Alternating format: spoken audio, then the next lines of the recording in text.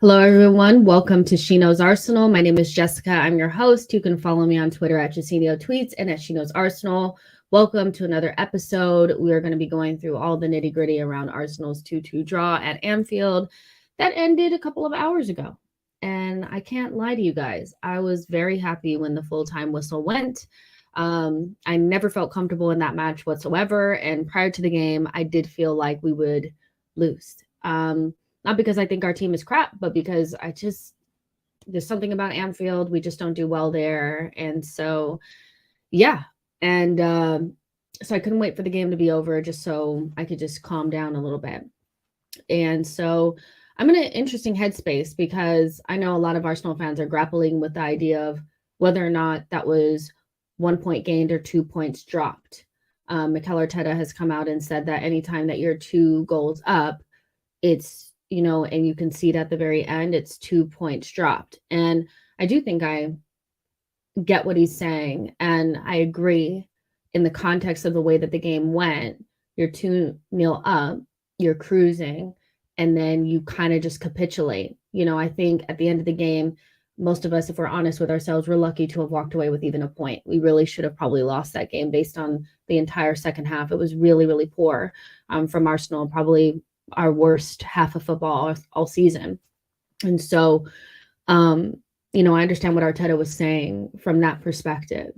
But when I think about from a perspective of me personally not thinking we would get anything from Anfield and feeling like that's always a game that I mark on the calendar as no points, I look at it as a point gained overall, even though I'm really disappointed with that second half. And I think there are several things that we could have done differently to get a different outcome. But who am I? I'm also somebody that's sitting there, on my couch with alcohol in my hand, screaming at the TV saying, I know better.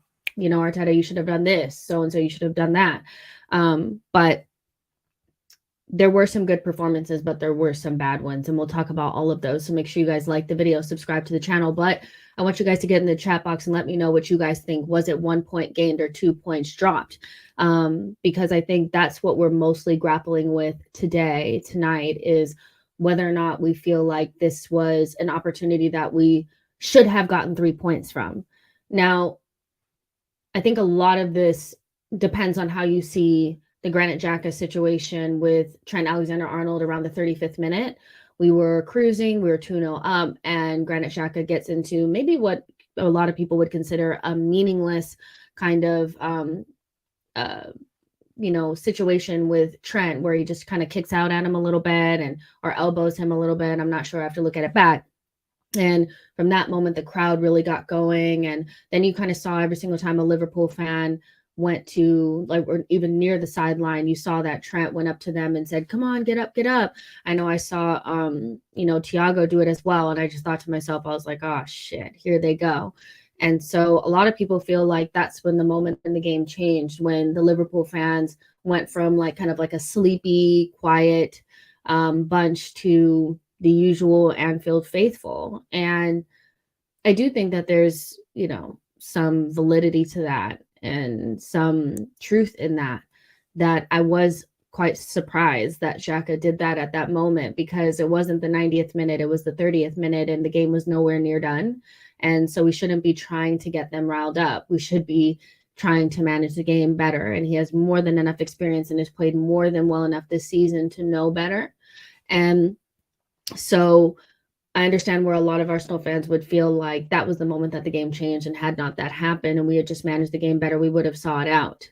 But I think there are I won't call it a comedy of errors, but what I will call it is a domino, a ripple effect of things that happened that got us to the point of drawing the game 2-2. And so, I can see where, some people feel like it was just that, and that's why we dropped 2 points. But I have a very hard time believing that Anfield would have been quiet for 90 minutes. Regardless if it was Xhaka or another tackle or something, they would have gotten up for their team, even if it was halftime. That's just who they are. And even last season, when we played against them, when we got beat 4-0, pretty embarrassingly, and a lot of people blamed that like the game changing once Arteta riled up Klopp. I found that to be harsh at the time as well, because when you have Nuno Tavares and Sambi Lokonga, no striker, you know, in your team, it's only a matter of time before Liverpool pick you off. And Liverpool are one of the better sides at home this season. Their issue is not playing at home. Their issue is playing away from home. And so when you take all that into consideration, I don't think it was ever likely that we were going to go into that game, get 3-0 up and just cruise on to the end without any bumps in the road. How we handled those bumps in the road is where I kind of get a little bit pissed off about the way that we did things. Let's see what you guys are saying here. Why can I see? I don't know why I didn't just put on my glasses. I know I'm going to. Ash says we had Abazet, Tavares, and Lokonga playing, but Arteta arguing was the reason why we lost. Arteta was also the reason why we drew to Newcastle. We drew Newcastle 0-0 at home. Like, I do feel like we have this tendency to allow the media to tell us why we didn't get points at places that people feel like we should have. Arsenal are the only team this season that, from my perspective, I feel like needs to be perfect at all times. And the explanation is never just the other team did well, or, that's just how football goes. It's always about a player doing something that they always do when they're out of control or something like that. Or, Mikel Arteta being inexperienced and da-da-da-da. But we didn't draw the game against Newcastle because Arteta had the boys were just too emotional from the game. We didn't lose to Liverpool last season because Mikel Arteta got into a scrap with Jurgen Klopp. And I don't think we drew the game today because Granit Xhaka got the crowd riled up. I do think it was something that he probably should not have done, but there was too much of a ripple effect there and too many bad performances also. I can understand if Granit Xhaka made a bad tackle at the 90th minute mark and it was a penalty or something like that and they put it away. I could understand that more, but in the 35th minute you can't blame that all on Granit, can you? Saida says, I wish we went into the half 2-0 up. I would have backed us to see it out, but it is what it is. That's another part of it as well, is that once that second goal went in, I was dying for halftime because I just felt like you get into the half 2-0 up. That's a very different team talk from a Liverpool perspective than 2-1, and their crowd was up and I think they went into halftime galvanized, where we went into it a little bit like, oof, that wasn't good. And so it's about game management and it's about this team getting to the point where they know how to manage big moments. To be honest, we don't have a lot of players in our team with that type of experience. And we tend to want to always G up the team and put them on a pedestal when they're doing well, despite their age.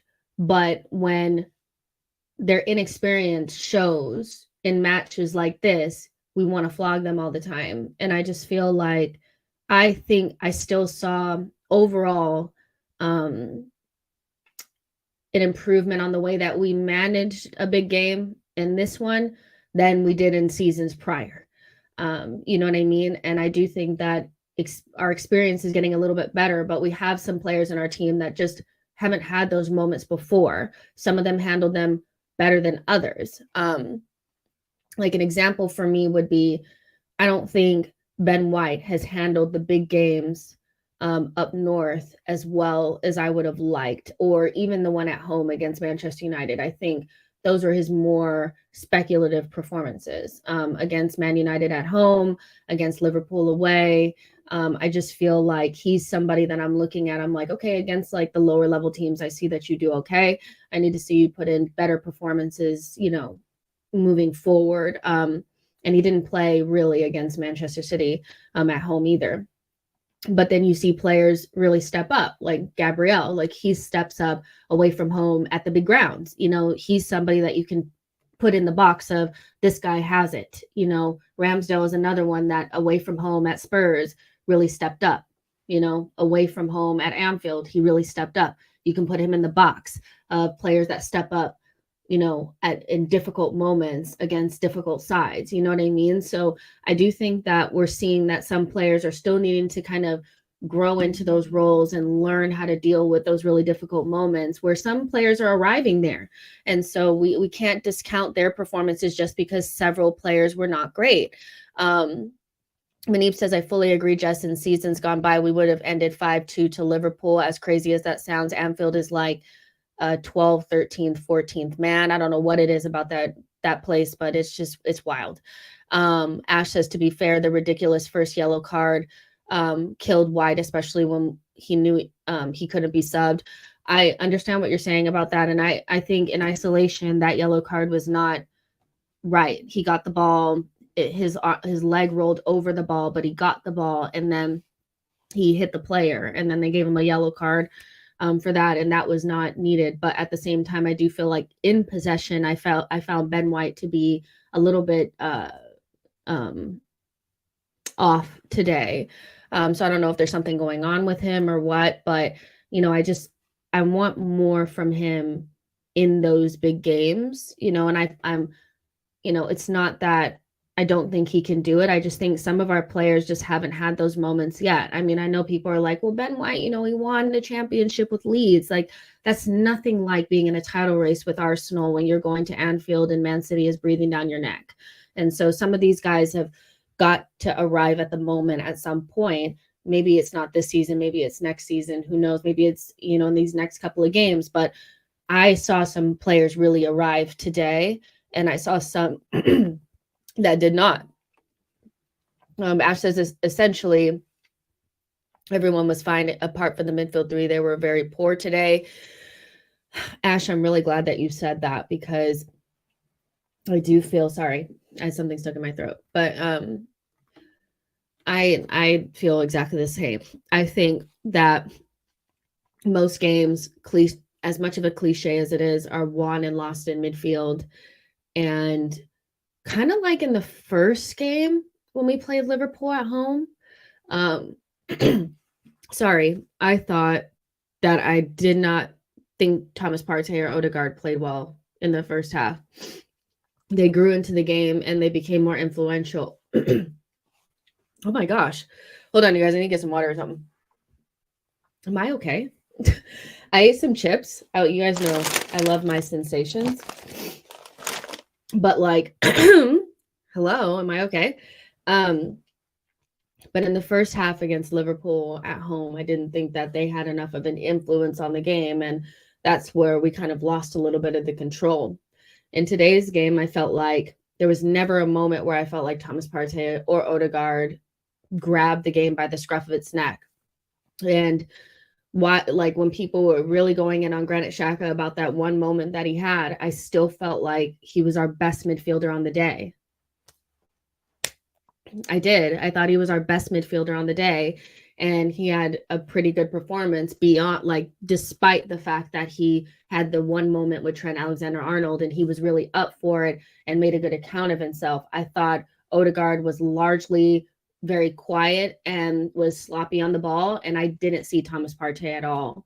And so the two of them for me have been a little bit since they come back from international duty, and it wasn't like they were awful, but when you don't have control of the midfield, we know when we're really ticking, Thomas Partey and Odegaard are they are doing it. And I think that they left something out there on the pitch. They did not do what we're used to them doing. And so unless they're carrying some injuries or something like that, those were not the types of performances that I expect from two players that usually dominate every single game that they play.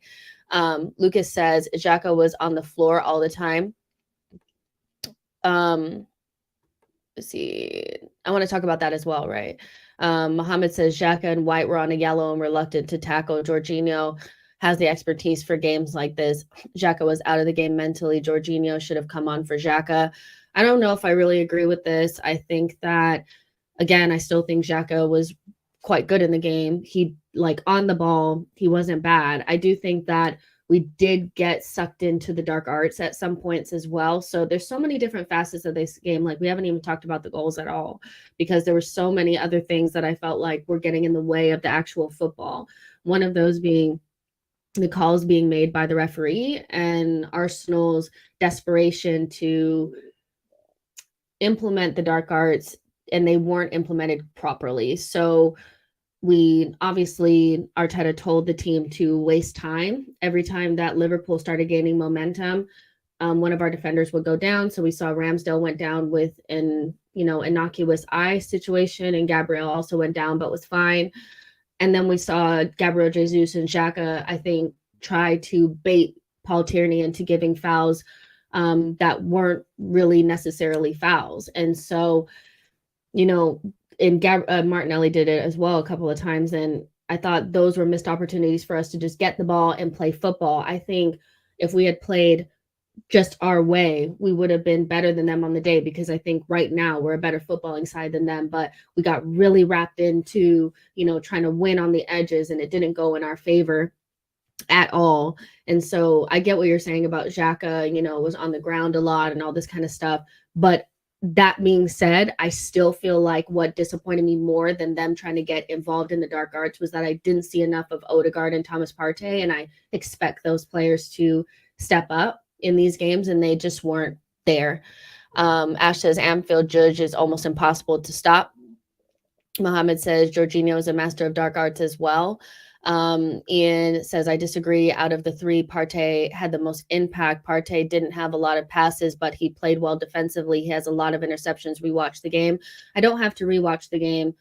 Thomas Partey's only job is not to intercept in a game. He's supposed to help us dominate possession, keep possession moving around. And I thought, in a match, you don't necessarily have to do anything wrong to not be doing enough. And so, no, Thomas Partey didn't, give away a bunch of passes. He wasn't the player that was the most noticeable out there, but because he wasn't noticeable for me, I know he didn't have a great game. He wasn't getting on the ball. He wasn't making his influence met from my perspective. And so Thomas Partey is not a player for me that on a game where he plays well, he's not noticeable. When he plays well, he's the guy that shines. And so I don't need to rewatch the game. My opinion is different than yours. Thomas Partey and Odegaard, for me, left something out there on the pitch. They didn't give us 100%. Not because maybe, I'm not saying that they just walked around or anything like that, but that was not Thomas Partey and Odegaard that we've known for the whole entire season. P-Dub says Saliba was a huge miss today. We need him back ASAP. Have to be honest with you guys. Thank you so much for your super chat, by the way. I don't know that I think holding was that big of an issue today, other than the clumsy penalty. If Mo Salah puts that away and that's the goal that wins it and all that kind of stuff, then yeah, I mean, that would have been 2-2. So maybe they do score a goal at the end. But I thought for large parts of that match, holding was okay. I thought we struggled to get control of the game because the usual players that help us control the game, Ben White, Odegaard, Thomas Partey, were nowhere to be found. And Liverpool really started to churn it out and get their thing going. And I just was looking for those players. I expect Holding to not be as good as Saliba. I expect him to have a little bit of these moments here or there. I expect that. I didn't see that many of those moments. I actually thought he was pretty good, except for the penalty, which for me was soft, but probably still a penalty. But we could have won that game with Holding back there. We could have won that game with Holding back there. I'm not sure that Holding was the one that was making the mistakes. Not saying that that's what you're saying. Lucas says, so frustrating that Arteta keeping Zinchenko all the time. So obviously Tierney needs to play more when we defend.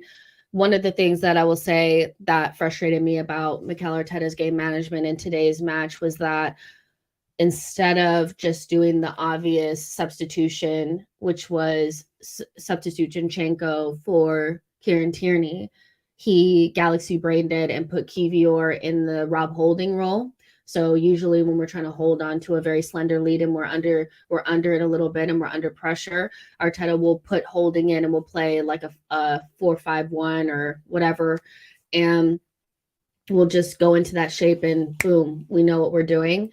But because Holding was already there and he was playing in the right position, you put Kivior through the middle, and his first introduction was a ball going into one of their players and him just completely missing it. And then from there, from my perspective, it was that was not a good substitution.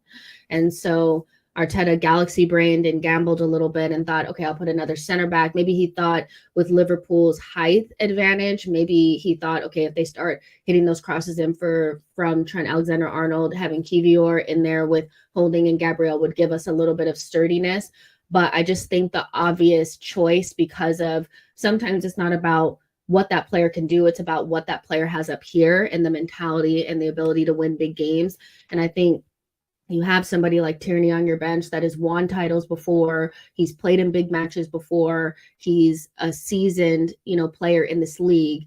And the obvious thing to do was not to go to 5 at the back, because then that also tells the team that you're going to bunker in, because you took off Odegaard. So Odegaard is your maestro. He's your guy that's going to kind of, chef it up for you a little bit in midfield and get you going. And you took off Odegaard and then brought in Kivior. So you did two things. You took away your ability to hit them on the break and attack. You said, okay, we're going to sit back. And then you put in a guy that hasn't really played that much for us and doesn't understand how to play that position like Holding does, coming in at the end of games. And then I think you also shit on Tierney at the same time, which wasn't good. So that was the thing. Not the Trossard for Jesus. That probably should have happened a little bit earlier, to be honest, because I think Jesus was out of gas. But I found that sub to be very speculative at the moment. I would love to ask Arteta what he was thinking there, but it didn't work. It really didn't. I'm sorry, you guys. I can't do this. I need to put on my glasses. I don't care if you guys don't like the glare. Sorry, I can't see. I can't see. Yes. Okay. Affirmed apathy. Finally, Jess, are you confident of us winning the league? Because I'm not now. I was never confident that we were like gonna win this league early. If we were gonna win it, I thought here's my thing, you guys, is winning the league against Manchester City, unless there's something, crazy happening, it's gonna go to the very end. It's not going to be something that happens where we're, 5 games, 6 games, 7 games to go, and we just know we're going to win the league. It's not going to happen.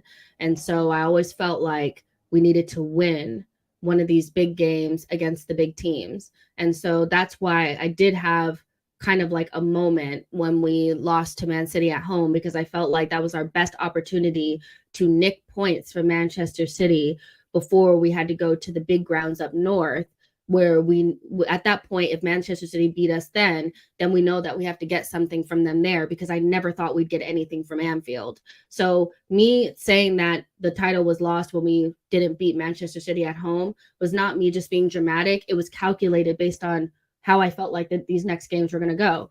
Now, that's why I can look at this Anfield result as something a little bit positive, because I feel like it's a point gain, because I never expected us to get anything from Anfield. But Arsenal winning the league is dependent on how we perform. Obviously, we have to win out the rest of our games against the smaller teams, but we have to get something at the big grounds up north, which is something that we're not good at. Going to Newcastle, getting something from them, who they're going to be fighting to get Champions League, and they have no pressure on them whatsoever. So they're going to be a very difficult team to beat, at their place.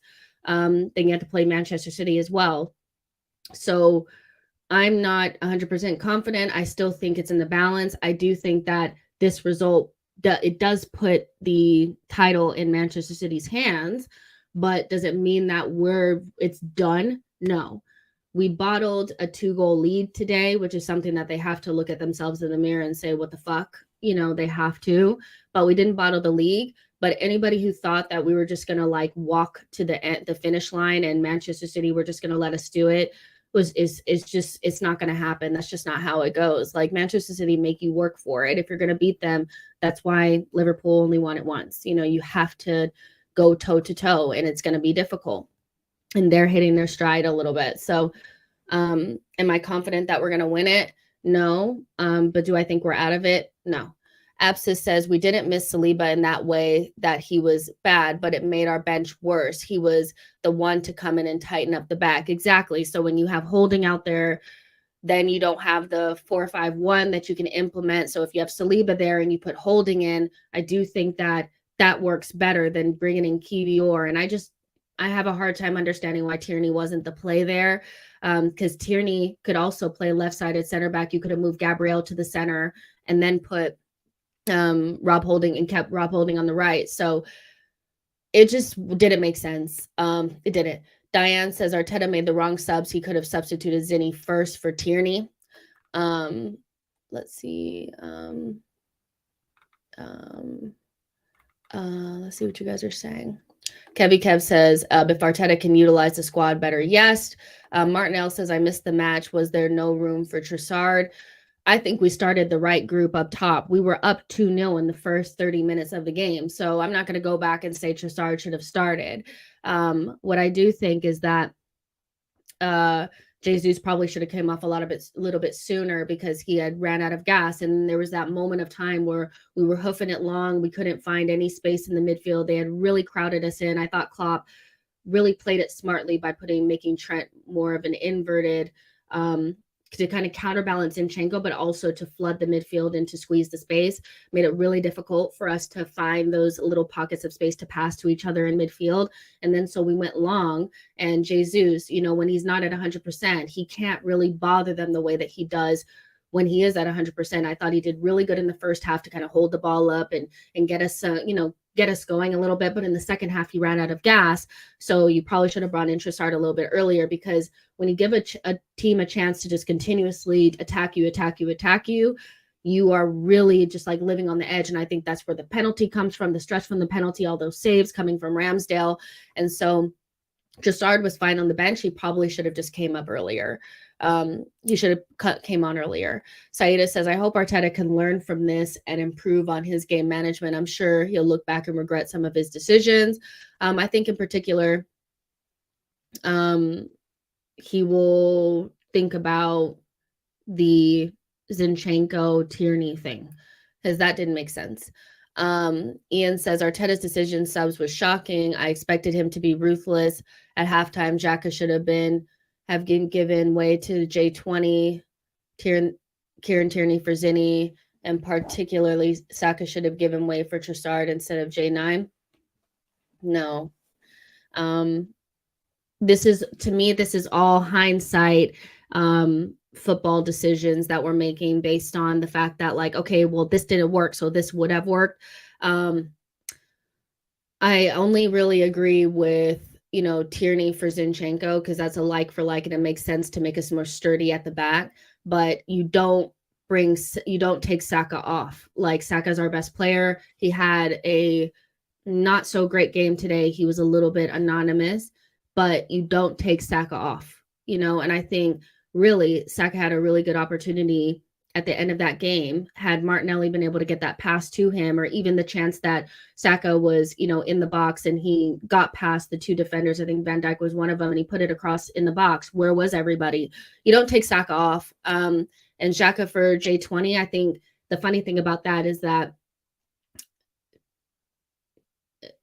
J20 for me is just not a player that you want playing away from home at Anfield. Not in a team that's having a hard time gaining possession. And I don't think that he would have helped us. I think he would have been a pressing trigger. And so to me, this is all like hindsight. This is what he should have done. For me, I think it was literally just like what he did at the end with the substitutions. I don't think any of the players that we would have brought on from the bench would have given us more control in that game or anything, which is what we needed. I still don't think J20 gives us more control, because he's easily pressed off the ball. The last couple times he's come on, he hasn't been great. And so to put him on now just feels like I just need to get rid of Xhaka, who wasn't bad. He just got caught up in the emotions. But there were several times where I thought Xhaka saved us as well. So, but I kind of get what you're saying. Let's see.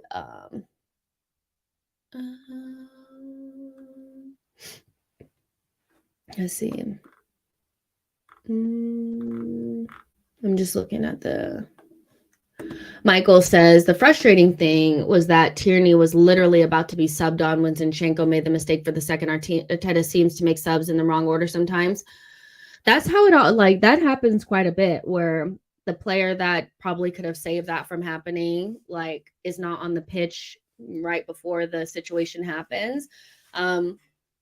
he needed to make them sooner. And I think, honestly, if he had just put in Trossard for Jesus earlier and took Zinchenko off and put Tierney on earlier, we probably would have been okay.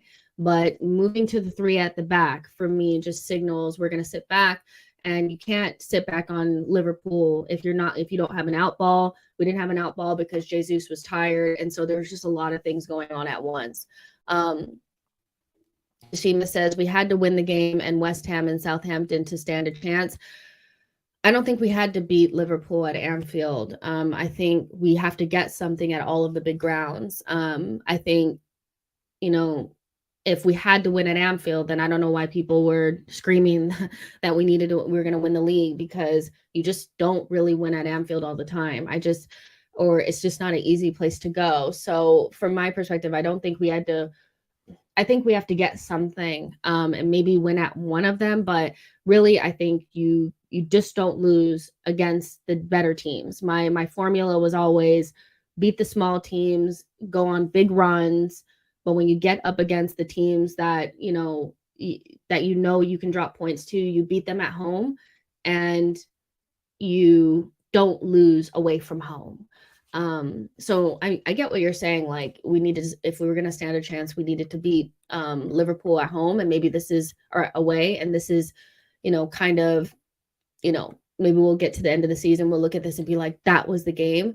But I'm going to tell you guys, I actually think the game where we slipped up more was Man City at home. I think that was a game that we really probably should have done much better at. And if we had even drawn that game, we'd be looking a lot more confident right now. It's just, to me, that game was more disappointing because we were at home and we did not perform at all. Martin says, felt disappointed because we started the game so well, but I think we were lucky to get a point given Liverpool played in the second half. I agree. Manib says, my real disappointment today, our team looked tired as if we played a midweek game, whereas Liverpool actually played midweek and appeared to have some more legs and energy, especially in the second half. I wouldn't be surprised if some of our players are carrying some injuries. There's some players that looked off against Leeds that also off against Leeds that also looked off today. Thomas Partey and Odegaard being two of them. And I don't know if they're carrying knocks or something from international duty or something like that, but they haven't looked right since then. But Liverpool also rested quite a bit of players against Chelsea. So Klopp played it right. He didn't really care about the Chelsea game, but he wanted to make sure that they got something against us. And they did, so there you go. Let's see. Mark says, sign Kivior instead of someone like, why sign Kivior instead of somebody like Ndika who's experienced? I don't know. I don't think that we can make any definitive, conclusions about Kivior based on the time, like the couple of minutes that he played today and the couple of minutes that he, played the other day, and then the half that he, I don't know. I think we start to make really big, wide sweeping conclusions about players based on a very small, sample size, and where a lot of it is emotionally driven. And so Kivior definitely needs more time. But I think Arteta actually set him up for failure. He shouldn't have been brought in today. Cal says, oh, Jess, Partey was great today. What game were you watching? To me, he wasn't. When Partey plays really good, you notice him, and he does well on the ball, not just off the ball. He was okay, but he wasn't great. If you feel like you can say with chest that Thomas Partey influenced and run that game for Arsenal, then say that with chest. But when you say that he's great, that's what you're saying, is that he ran the game for us. He was dominant in midfield. He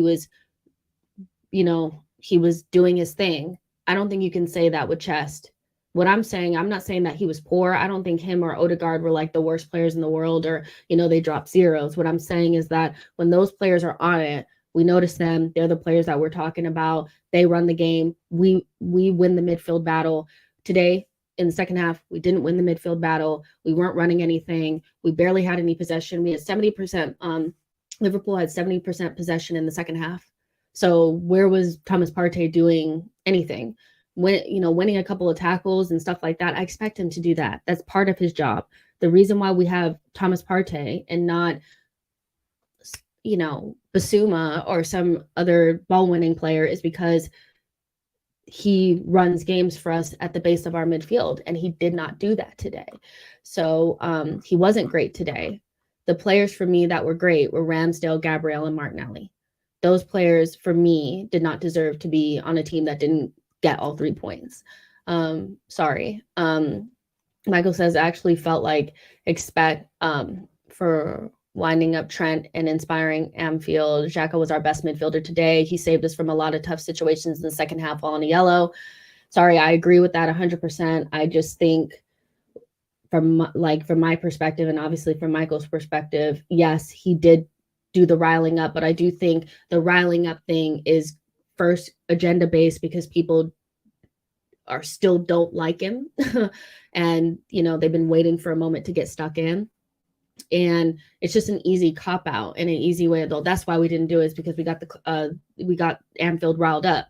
Anfield at some point where there was a tackle or a goal or whatever, they would have been riled up anyway. So I think taking Xhaka's moment and saying that that's what he was in the game for me is a little bit reductive based on the fact that he was really good in the rest of the game. Let's see. Mark says, I think we can get something from the City game. The reason we lost at the Emirates was because we missed chances and now Jesus is back. Hopefully. Ify says, oh no, I didn't get a notification for the stream. Nice glasses. My eyes, I can't see. I just need to be like this. Let's see. Ian says, the only positive that will come from this is Arsenal will get better and become more ruthless against opponents. Expect a serious run. We will beat City. Saka posted a hearty post on Instagram.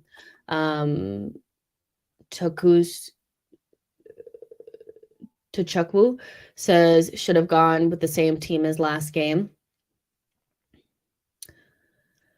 The only change was what? So you're saying we should have went with Saka on the bench?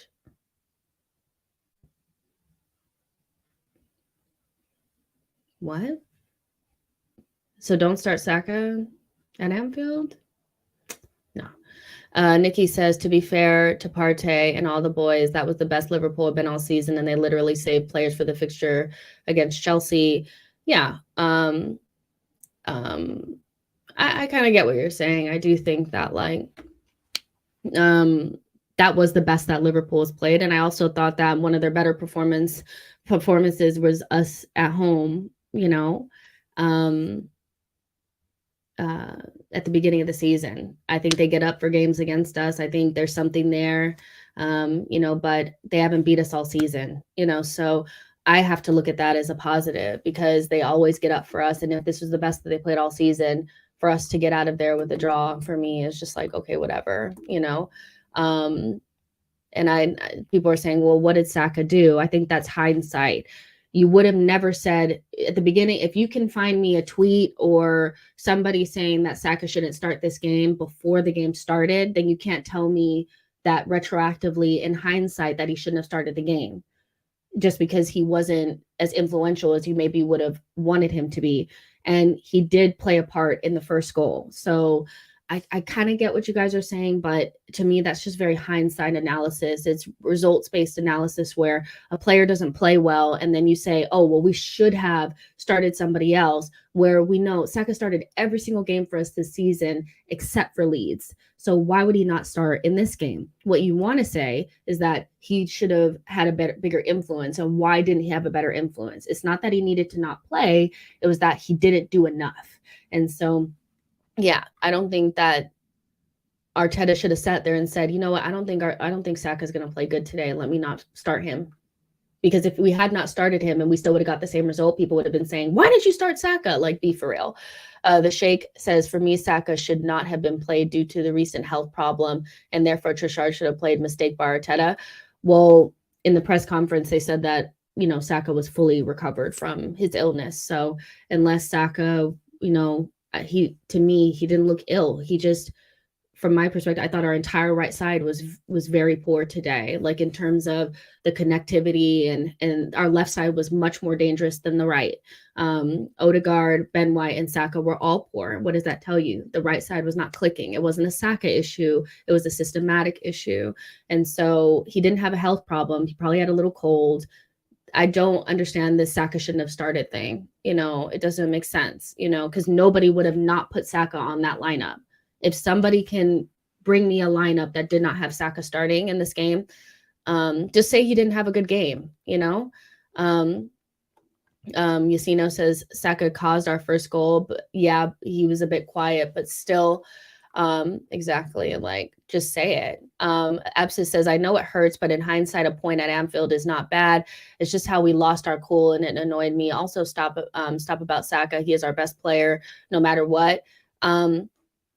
I would say if Saka were to have multiple performances like this, where he won't, but if he did, then you can start having these conversations about whether or not he should be starting games. But the idea that somebody that started every single game for us this season, is in double figures in goals and assists, is arguably our best player, should not start in one of our biggest games of the season, feels like a reach just based on the fact that he didn't have his best game. Let's see. Mark says, I feel Odegaard lacked output versus big games, top 6.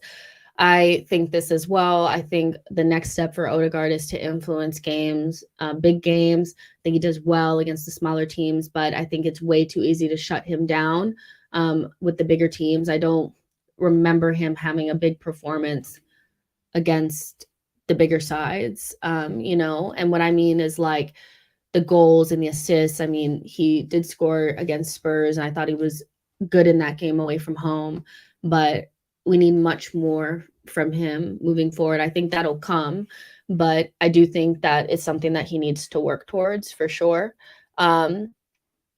Nikki the hippie says we all would have taken 4 points from Liverpool at the start of the season. I think it's hard to think from. I do agree with you. I think it's hard to think from the beginning of the season based on the context of the season. So I was saying this on the Football Terrace earlier today, but I was like, if we were in second, 6 points behind City, in a comfortable second place position, nobody would have cared about the result that we got today. Because even though most of us probably would have been like, oh, we're in the title race, it would have been okay to be 6 points behind Manchester City and not win it. The narrative would be so different, but because we're ahead of them and they're chasing us, every single point matters so much. And so, yes, at the beginning of the season, we would have taken the 4 points, but I think in the context of the season being ahead of them and knowing that they're chasing us and knowing that we have to go to the Etihad and St. James and win all these games and all this kind of stuff, there's a lot of pressure. And also in the context of the game where we were 2 goals ahead, it's really hard to think that way. But I do agree with you. Like when you step away from it, you're like, look, that's a very difficult place to go. Let's see. Martin N says, come on, guys. We just drew against Liverpool at Anfield. We are still 6 points ahead. Don't be so doom and gloom. But I understand that he had not been well, but Arteta in his press conference said that he was healthy and ready to play for this game. So not being well a week ago and being fine to play the next game doesn't mean that you're still ill, So I think it's a reach to say because he was not ill, or he was ill last week, that he should not have played today just because he did not have a great performance. I think we're trying to put 1 and 2 together and say, oh, well, Saka, he must have still been holding on to that a little bit. No, he just didn't have a good game, and that's fine to say. Barry Burns says Saka had a decent game. He helped Ben White in second half covering ground because Benny was on a yellow. He also carried a threat late in the game on the counter. Yacinio says, Ben White didn't help Saka out today. Benny was poor overall. I thought he was one of our worst players on the day. I love Benny, but, today was not his day. Ivy says Saka starting was fine. That was not the problem. The game was a tough one. So Han says White was awful today. One of the worst games of the season. Absis says our right side was bad because White got a yellow in the 15 minutes and he was reserved. Yeah, the whole right side just wasn't clicking. It just wasn't. And, you could just tell early, like one of the first passes that Odegaard made was intercepted by a Liverpool player. And I just had this feeling that Odegaard was going to have one of his not so great games. And when he's not going and Ben White has this yellow and he's not going, the pipeline to Saka is not great. All of it was just a little bit convoluted. Our left-hand side was much more threatening. But again, in the second half, we didn't threaten at all. And I thought we kind of went into our shell. We had one attack and we didn't get the foul, I think. And then they were just down our throats. And we had no out ball because, again, I thought Jesus was getting a little bit tired, so he couldn't hold the ball up. And midfield wasn't holding on to the ball. And we just allowed them to come on to us a lot in that second half. And so there was a lot of different things. And I think because we're naming so many different things, we can kind of conclude that it probably was just a lot of things that made it so that we didn't get 3 points. But we're also talking about a draw, you guys. So Harrison said the officiating was poor. It was never a penalty. Saka is our big game player. Yeah, I know people are saying like Saka is not good against the big teams, but he's not a big game player, but a lot of his goals have come against the big six. So, I've just chosen to ignore those comments because I feel like those always come out when people are mad. I always know the source of some of the Saka stuff always comes from the fact that people don't like Arteta. So then they attach themselves to Pepe. So then they want Saka to fail, so then they bring out these weird narratives when he doesn't have a great game and say he doesn't play well against big teams, when a lot of his goals have come against the big six. He's one of our best players. And until like maybe a game or two ago, all of his goals were either the goals that got us in the lead or the goals that got us level. So, Saka is a big game player. I'm not worried about it. He didn't have a great game today. Suck it. I don't care. But in terms of the officiating was poor. Paul Tierney, I think, was trying to let things go, but wasn't getting basic things right. And I didn't expect him to do a good job. I thought he was just average. What I will say about Holding's penalty is it's a soft penalty. So you've seen those not given and you've seen them given before, but it is a penalty. I think he was clumsy, and I think Holding tends to be clumsy when he gets a little bit rattled sometimes. And so it was a penalty. It was. We're lucky that Salah missed it. Deflected Mind says that midfield needs upgrading, especially if we were to play UCL games. Well, this midfield has us 6 points clear of City, again. So now we need to like move on from what players need upgrading, what players need upgrading. I've always said that I feel like, maybe Xhaka is somebody that we need to, start to future plan beyond and stuff like that, move him on, whatever, just bring somebody in for him. But if you're telling me based on this game, we need to move on from Odegaard, because when you're saying this midfield needs upgrading, you mean that they need to go and new players need to come in. So you're saying Thomas Partey and Odegaard. Thomas Partey has been probably the second best central defensive midfielder in the Premier League this season, and Odegaard has been up there with Kevin De Bruyne as one of the better midfielders or attacking midfielders in the league. So if we're upgrading, who are we upgrading to, and why are we doing it? Because if drawing at Anfield is the game that makes you guys think that we need to throw these players away and do something different, then I just need to end the stream, because it doesn't make sense to me. We don't need to move on from our players. These players have us 6 points clear of City in the final stretch of this league. And I actually don't think you guys would be saying this if we were 6 points behind City. If we were 6 points behind City and we were in comfy second, we knew we were going to get Champions League and we had no pressure on us, because when you're in second, but you're not actually fighting for a title, and everybody's okay with City winning, you have no pressure on you. And I don't think we'd be looking at this game like this. I don't think we'd be thinking about moving on from players. I don't think we'd be calling Saka not a big game player. I just, I feel like sometimes we go a little bit too far. Sometimes I do it as well. But who do we need to move on from? Because it doesn't get much better than Odegaard and Thomas Partey. It doesn't. Sorry. Mark says, I just didn't think Saka really got into the game. I think he was at fault for the first Liverpool goal because he didn't track the overlap. Him and the team are not used to being on the back foot. Interesting. Very interesting point there. Fabrizio S. says, I like how people are saying that this is our only chance of winning the title in the next 10 years or so, when we're going to go big in the summer and get even better this season. It's hard to think macro when you're so emotionally invested in a title race right now that we never expected to be in. So I understand the emotional aspect of things where you want it so badly that any little bump in the road feels like it's catastrophic to everything that we're doing, but we have to, ring fence this season with the overall picture of our season. Like, I've already come to grips with it. Like, a couple of weeks ago, like when we lost to Man City, I was in a very dark place. Like, I thought that was it. I was like, that's it. We're fucked. Like, we're done. And then the team turned around and went, on another run. And we're 8 games unbeaten, by the way, you guys. We have 7 wins in a row and 1 draw away from home at Anfield. That's not too shabby. So from my perspective, like, I want us to win the league. If we don't win it from here, I'll be devastated, of course.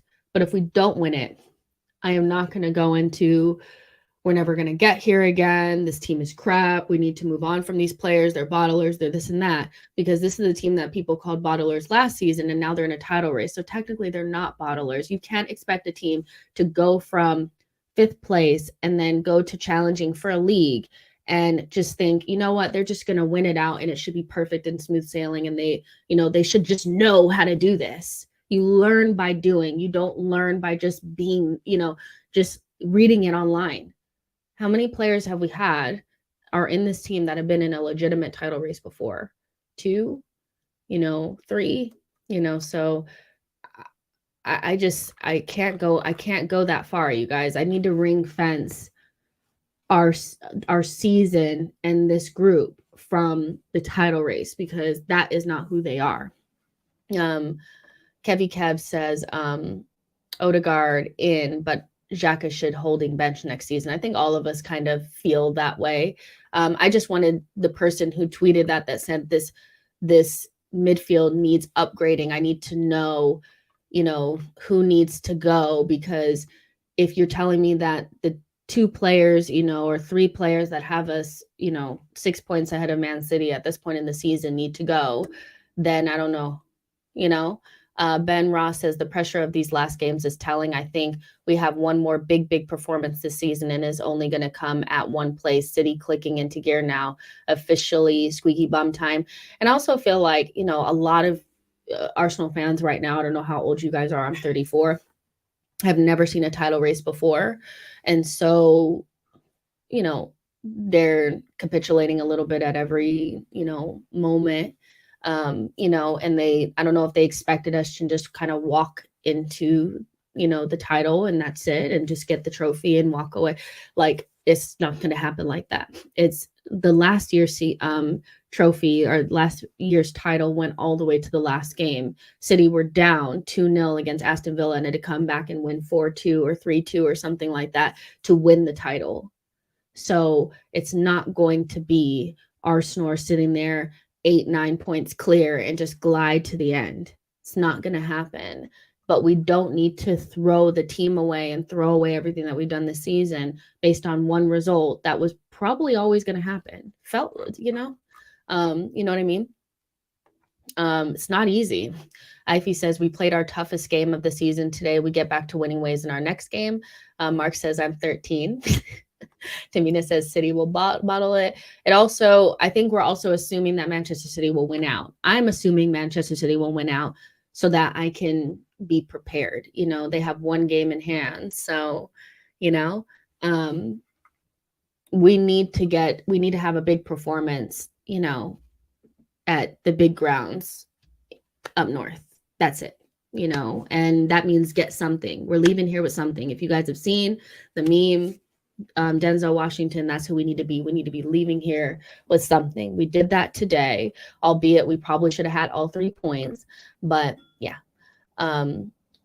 we need to go to the Etihad and to St. James and get something from those games, I think. Tamina says City lose all of the games they have left, Jess. I wish. Michael says exactly, Jess. City have only won their last 9 games once. Hopefully they don't do it this time. But we just have to keep one foot in front of the other, you know. Absa says Arsenal are pushing my anxiety. Oh my God. I agree. I am very much so in a place where it's rough. Watching this game was not fun. I haven't had fun watching Arsenal since when it was sunny out and we were wearing the pink kit, you know. John Darren says, what I don't understand is why people are laughing at me when I say we can't get Jude if we win the title. At least we'll be in the race, but the Cronkies won't spend a massive on one player. Yeah, I don't think we're in that race. Sexum says, hello, Jess. We are all right, but messed up and we're over defensive. Yeah, we kind of talked about that. Like, we shouldn't have been so defensive. Like, we should have still been trying to attack, but we kind of retreated a little bit and got a little stiff and scared, I think, in that second half. And you always have to have an outlet. You always have to be attacking because Liverpool are not a great defensive side. And so if you can put them under stress, then they're not thinking about attacking you, but we allowed them to attack us for like 50 minutes. And you can't do that with a team like Liverpool. And so that's something that we definitely have to learn from. And I will never really understand the Kiwior Tierney Zinchenko thingy. Like, I don't really understand it, but you know, I'm not a manager. Martin N says, this is so stressful. I want to know how the season is going to end right now. I've told my mom that so many times that if I could buy something that would knock me out, safely until the season was over and I could just wake up and just look at my phone and see what happened, I would take that. How much does it cost? Give it to me. Let's see what you guys are saying. Let's see. Alusigun says we can still win it even with 6 wins and 2 draws.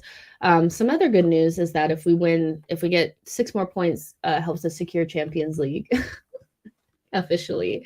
So for me, that's good news because I'm still kind of like cool. Like I said, if we were sitting 6 points behind Manchester City, I think a lot of Arsenal fans would have different perspective on this. I think the title race has given us maybe unrealistic expectations of how we should be winning this league. If we win it, we'll win it on the last day. Like it's not going to be easy, and if we don't win it, it doesn't mean that we're not a really, really top side. It's just, I don't know if you guys have been watching Man City lately, but that shit is scary. Tashima says, yeah, unfortunately, City have a robot up front. Tamina says, Brighton smashed City. Diallo says, chin up, guys. It was never going to be easy winning the league. It was going to be a slug going head-to-head with City. Yeah, it's not easy. Ash says, we were never going to win this league easily by 4 or 5 points. Exactly. I think the realization is starting to really hit a lot of Arsenal fans that, it was never going to be 8-9 points just running into the sunset. Like, it was never going to be that. But also there's a chance that we could have done all this and still not win it. And I think some people need to, lay down in their bed, and turn off the lights and come to grips with it, because it's a real possibility that 1, we may not win the league, and 2, if we do win it, it's going to go all the way down to the last game. It's not going to be easy.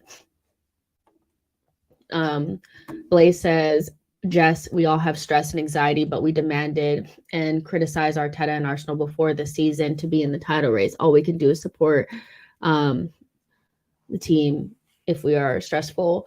I think my thing is I just don't really understand. Like, I've gotten to the point, like, I think this 7-game win run for me and then going to Anfield and getting a point for me, like, even though it's not the end of the season and we can very well like be terrible for the rest or be really good, I am so proud of this group. I just know that like a couple of more pieces, some more depth, and we're going to be flying. Some more experience under Arteta's belt this season has shown me that like we can do it. And so, yes, I am very scared for these next couple of games, but I've already come to grips with the fact that like I will ring fence this title race from how I feel about the team overall and how I feel about the trajectory of the club overall. Because I have to be that way. I have to keep it real with myself. I don't think that I think this team is excellent and it's only going to get better. Mamang says, Jess, are you happy with the draw? No, like how I was trying to explain it earlier is that, of course not, because of the way that it went. If we had scored, then they scored, then we scored, then they scored, then, I probably could have, I would feel maybe okay, because again, I did not expect us to get anything from Anfield.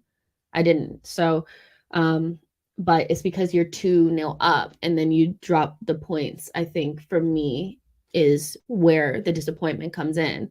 So I'm happy with the draw in the sense of I did not have those points on the board. So I will take that point and walk away. But because I saw the performance and I know that it was there for us to get the 3 points, I am disappointed. So everything has to be contextualized. But I would say my overall feeling right now is a little bit low, just because I need to get over the initial shock of not getting the 3 points after being 2-0 up.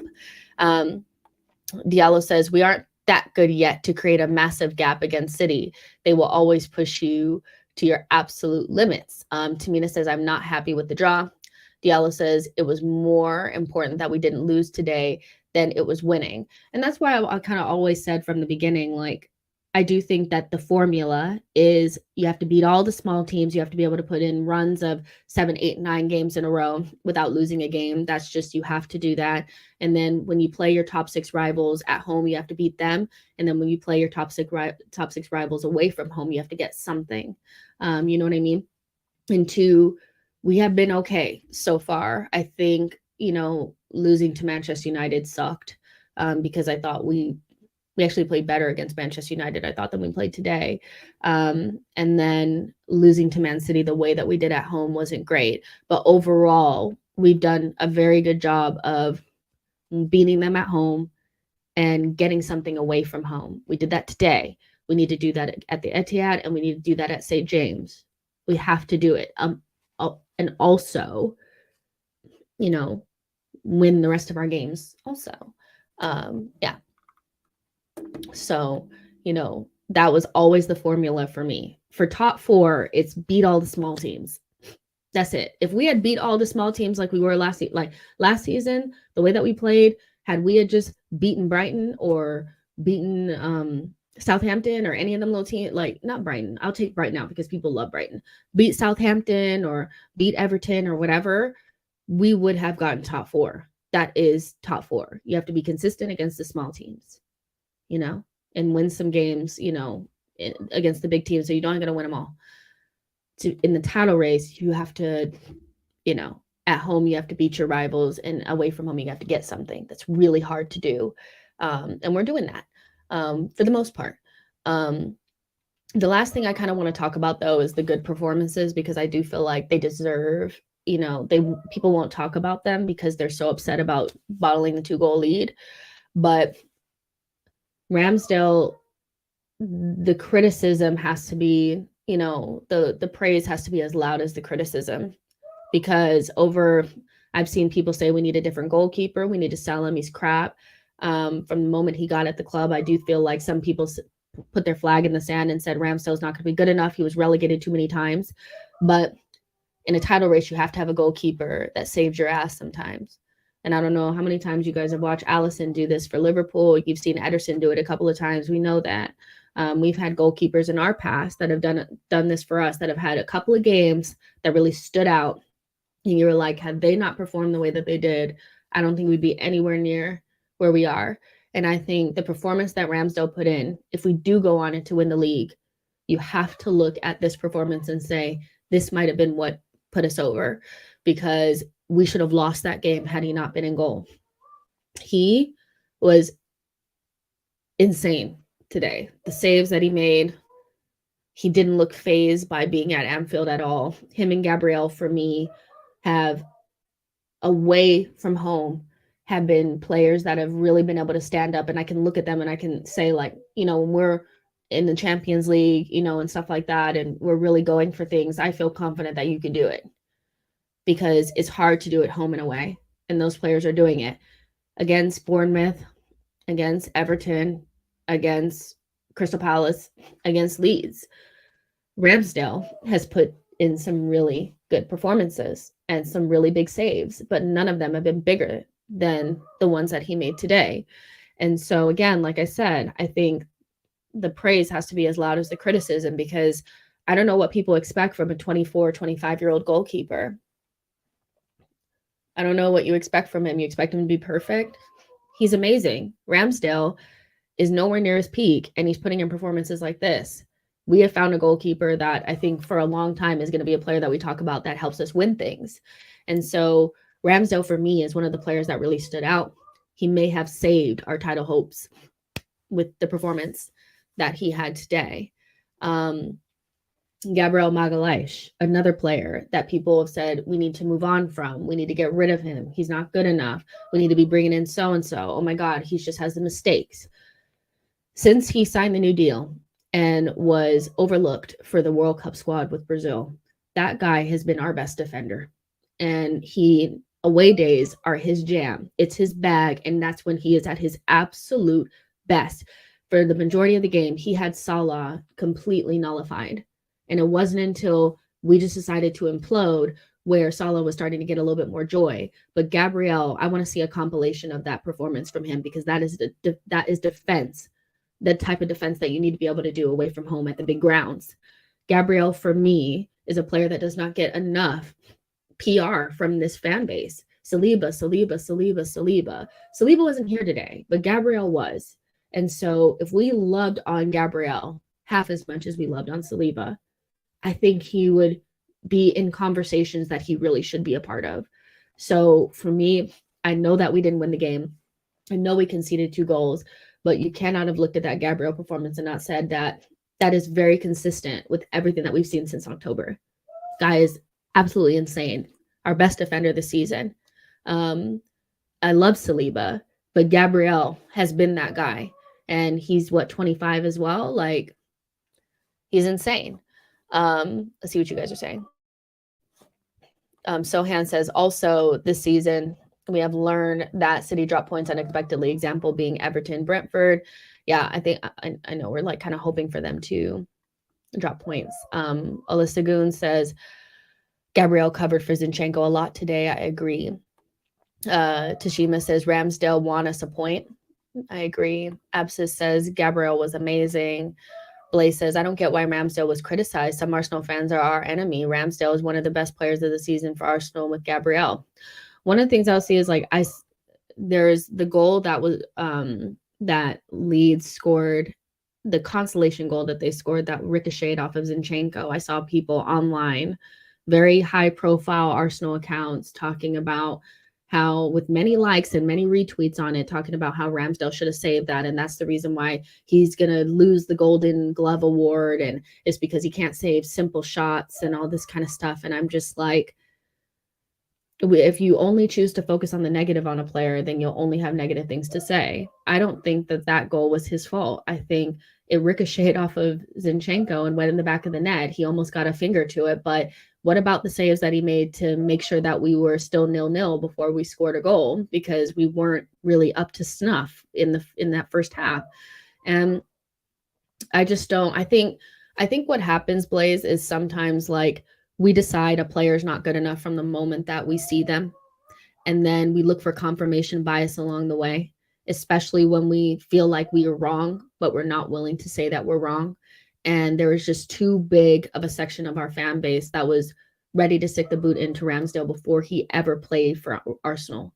And so anytime a goal, goes in the back of the net, they're trying to figure out a reason why that could have been Ramsdale's fault, or that could have been Gabriel's fault, or, why Saka's not good enough because I don't like Arteta, and so I'm attached to Pepe, and so Saka is not as good as Pepe, that kind of stuff. And I see that a lot in our fan base. But in terms of Ramsdale, a lot of people just have to hold that really, let's see. Sohan says, massive game now next week, and I just want this week to speed up to Sunday now. Let's see. Yo-Yo says, I'm personally convinced neither Arsenal nor City will remain undefeated in the Prem. Hope so. Mark says, Gabriel has been good this season, but he has not been brilliant. He's made quite a few mistakes this season. So is Saliba. So is Zinchenko. Like, some of the players, like, I mean, he's made mistakes, but when's the last time you can think of a mistake that Gabriel made? Like, the last mistake I know that was on him was probably like against Fulham, you know, against Fulham at home, you know, where he was diddling around with the ball and Mitrovic took the ball off his foot. I think we have to come to the realization that like players make mistakes and we really look at the defensive mistakes because those are ones that stick out in our mind the most. But if you can name me a mistake that was, or three mistakes, because you say like, but he's not been brilliant, he's made quite a few. So quite a few has to be like 3-4 mistakes. You know, when's the last time he made those mistakes? Can you name them? Because they haven't been in a while. And if all we're going to look at is like, first of all, no player is perfect.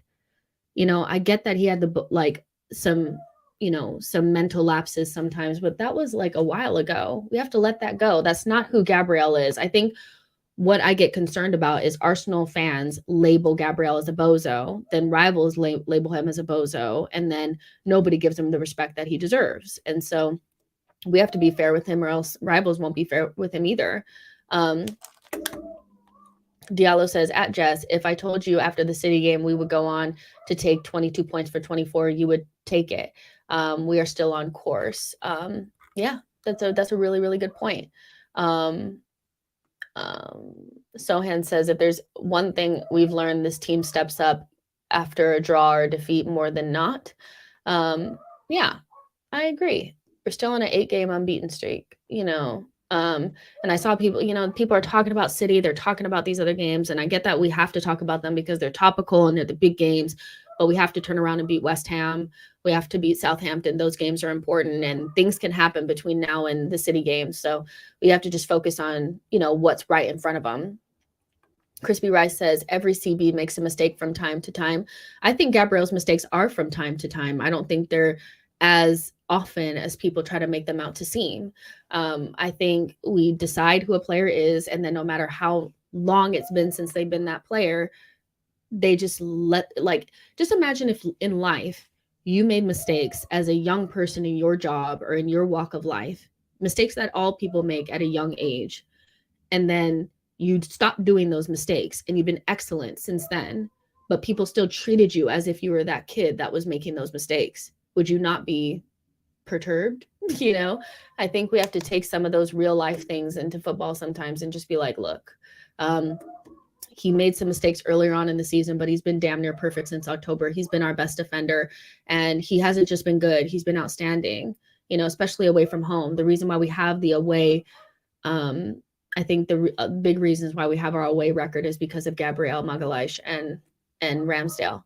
Trevor says Holding's performance was outstanding as well. Only criticism, Arteta should have taken off Zinchenko and played Tierney. Holding's only bad thing was the penalty. The only reason why we're not talking about it is because Salah, you know, missed the penalty, but I thought he was okay. I don't think that he cost us. Do you know what I mean? Diallo says the way we stood up and fought for that point in the second half is admirable. I freaking love this team. Sohan says one positive in this game is Jesus. He looks back to the best terms of his sharpness and quality, gives me pre-World Cup vibes. Yeah, he just needed to build up his stamina, but yeah, he looked good. Tashima says Liverpool fans and Chelsea fans are happy with beating Arsenal trophy. I mean, neither of them have beat us this season, so it's weird, but I get that like rivals are happy and, you know, they're secretly like, you know, excited that we drew a game, which is odd, you know, but I expect that from rivals, you know. That's their job, is to hate, you know. Absis says Saliba and Gabriel are both amazing, honestly, and they work so well together. When one has a bozo moment, the other covers and step up. People like Saliba more because they waited for him for so long. His profile is bigger, you know, the hype around him is a lot more. But I look at Gabriel and I just see somebody that without him, I would probably be very scared. You know, I was like, he plays almost every game. There's something about players that play almost every single game, put in a solid performance, save our asses. You know, you got to give them the credit when it's due. You know what I mean? Let's see. Minerals says, just thank God we play Southampton when City have Sheffield in the cup. Yeah, I hear that. We just need to power forward and just keep our wits about us. I mean, the way that some of our fans are acting out, if I was an Arsenal player and I looked at some of the things I was seeing online, I'd be like, do I even need to play for this title? Because they don't believe that we can do it, And so I think about that sometimes, that we're too close to the end now to throw the towel in, I think. Michael says, bro, ignore the Chelsea fan. They're just here to troll. They have nothing else. Diallo says Gabriel is our lion. Exactly. Crispy Rice says, I wish Arteta had gotten Tierney on for Zinni earlier. I saw problems on the left, and Zinni's role was limited because we were kicking the ball deep from the back constantly. Yeah, they should have happened a little bit earlier. The one thing I'll say is Yo-Yo is talking about Brighton. The teams that I think actually have the best chance of nicking points from City are Brighton and Brentford, because both of those teams play them at home during their very busy periods. And both of those teams are quite good and do well against the bigger teams. So I think there's still a chance, but we also have to play Brighton at home.